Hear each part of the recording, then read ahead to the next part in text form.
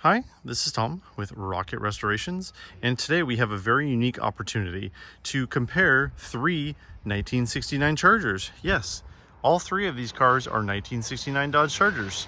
They're just a little bit different flavors. So the one on the right is, of course, everyone knows, a Dodge Daytona with a pointy nose and a wing. The middle one is my brother Gary's 1969 Dodge Charger 500, also a NASCAR model. And then this one, this beauty right here, is another 1969 Dodge Charger, but this one's just a regular one. It's in a few pieces, so you have to bear with me here and use some imagination when I go through this stuff and explain what the differences are between the cars. But yeah, I'm sure we can all use our imagination, can't we? But yeah, we've had some unique opportunities lately to have a very smorgasbord of cars in the shop, and it's kind of fun doing comparisons on this stuff to kind of educate people a little bit. So we're going to start with a regular 1969 Charger. So this car, the grill's out of it, but it would just have a regular grill here with a centerpiece, just like Dukes of Hazzard. Everybody kind of knows what that one looks like. On the Charger 500, they put a flat grill on it. So when the 1968 Charger came out, all the Dodge boys were racing them in 1968, and actually keep in mind it was, when the 68 model came out, they raced these and they were not successful. Like, they were not aerodynamic at all. So the recessed grille kind of held in air. And on the back here, what was even worse is, the best styling element of a 1969 Dodge Charger, or, well, 68 to 70, was the flying buttress roof. And the problem is at 200 miles an hour, when the air came off, it created a vacuum back here and actually pulled the rear end up. They were smart when they designed these to have a little, basically kind of a factory spoiler back here that kind of goes up on a Charger. But these created some serious issues at speed, and they lifted up and they just didn't work that well. A lot of guys, the Roadrunners, they were trying the Roadrunners, but the way it worked in NASCAR back then is if you were a Dodge guy, you were a Dodge guy. It wasn't Chrysler. You were individually sponsored by either Dodge or Plymouth. So, most famously, Richard Petty, he was obviously a Plymouth guy, and that's what he stuck with. And by having exclusive cars, Petty was a Plymouth guy, and then they wouldn't give him a Daytona. So he went to Ford in 1969. Kind of a traitor moment there. But you know what? He came back in 1970 because, well, many reasons. One of them is the Plymouth Superbird right here. And the other reason was they gave him the racing contract, so he got to build all the cars. That was the real reason. Everybody thinks Petty came back as the Superbird, which is part of it. But the other half was his dad, Lee, negotiated getting the whole racing program from Chrysler, which, was very lucrative at the time. But then they got on NASCAR the next year, so it didn't quite work out so well for them. And the Dodge guys, like Cotton Owens, and a lot of those guys were stuck with these Chargers and they didn't really work. So when these things were obviously not very successful in this 1968 season, they came up with a solution, and it was kind of a band-aid fix. But basically what they did is the vacuum area on the back, the flying buttress, they filled in the rear window, which fixed that issue. This is just kind of a styling thing, but they put 500 on the tail panel. Didn't really make that much of a difference, but that's more of a styling thing, not for NASCAR. And they added A-pillar trim to them. So see right here, so that's trim to smooth out the drip rail. Because if you don't have that, you see the drip rail right here, that kind of sticks out in the wind. You may not think that that's much, but when you're going 200 miles an hour, it adds up really, really quickly.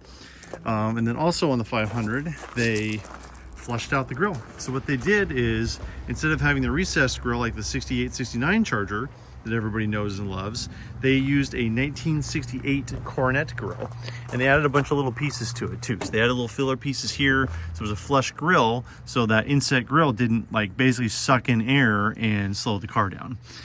These were fairly subtle changes, but they did a pretty good job of making the cars a little slippier. But the problem is Fords were still beating them up pretty bad. The Ford cars were just, they just worked better for whatever reason. They're a little bit more aerodynamic than these, and these just didn't work that well. They worked on the short tracks just fine. And now we go to the Daytona, which was the ultimate fix. And here we have the icon, the 1969 Dodge Daytona. This is kind of the ultimate. So it used all the elements from the 500. So it still used the A-pillar moldings. It still had the flush rear window without the flying buttresses and the rear window in there. But what they did is they added a nose cone to it right here to cut through the air much better. and they added a giant wing to the back. And one real famous part about the wing cars, including the Superbird and the Daytona, is these things were almost impossible to spin on the super speedways. Richard Petty would always talk about this. Like, no matter how far out they got the rear end of the car at speed on the NASCAR track, these things were like designed like an airplane wing and would just straighten the car out. You get the rear end out and would just straighten the car out. And these things were super successful. You know, the first 200-mile-an-hour car on a closed NASCAR track, Buddy Baker, like these things just did great on the track. They're also great looking cars. And they made 500 of these because that was the NASCAR rule at the time, that they had to make 500 cars to be legal to run. They'd have 500 street cars. So I think they ended up with, I think 502 is the number. And same with the 500s. And that's why it was called the Charger 500. Well, it was Daytona 500, Talladega 500, but you know, 500 was because they had to make, you know, 500 of them too. So another difference on the Daytona is these hood scoops, and there's a lot of controversy about why these are here. I've heard that they were to vent air. I've heard they were for tire clearance. You know, probably all of those are true. Another interesting thing about Daytona is there is no hood latch on these. So the only thing holding the hood down is the hood pins right here. There is no hood latch, which is interesting. They ran into this with the 70 Superbirds, that they had to get them all made by the end of the year because the bunch of crash regs were coming out January 1st, 1970, and they had to get all that stuff done because they wouldn't pass federal regs at that point. So yeah, sorry, I had to shut the camera off there. It's a little tricky to get this. So there's no like lever on that at all. You basically have to lift the hood up a little bit and do it. But that secondary latch is basically all you got. That's what's holding the hood down, not in the hood pins, which was not legal in 1970. This particular example is a 440 car. On the Daytona, you basically had two optional motors. You had the 375 horse 440 Magnum or the famous 426 Hemi. Obviously the Hemi cars are a lot rarer, they're a lot more expensive, and they're a lot harder to find now because they didn't make that many of them, and they're a lot more valuable as well, although this car is plenty valuable. You get an automatic or a 4-speed with these. On the 500, the optional engines were the same. This one does have a latch, which again, I think is 68 Cornet if I remember right.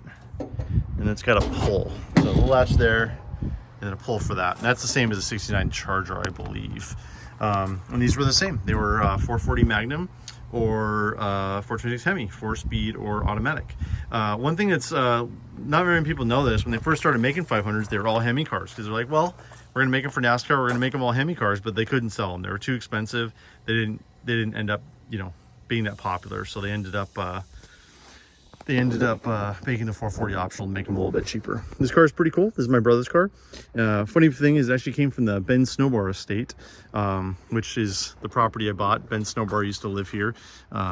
And 7 years ago, last week actually, was the big auction where they sold 150 cars off, and I bought the property very shortly after that. But this was one of Ben's cars, and what makes this one really unique is it's an AC power window car. So none of the Aero cars, the Daytonas or the Superbirds, you couldn't get AC on them.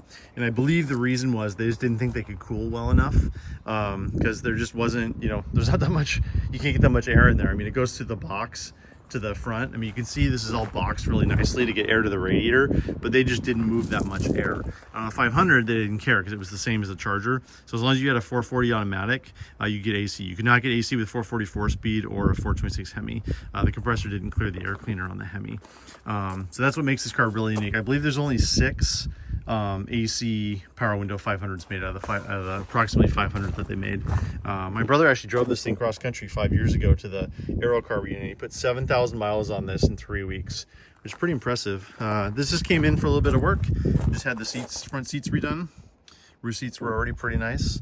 Had to go through the brakes, had a few things to do there. The AC, he had charged for his trip 5 years ago. It died on the way back, and we had that recharged. We actually found a leak back here. The fitting at the evaporator valve back there was leaking, so we got that fixed. But yeah, this 500 is a pretty cool car.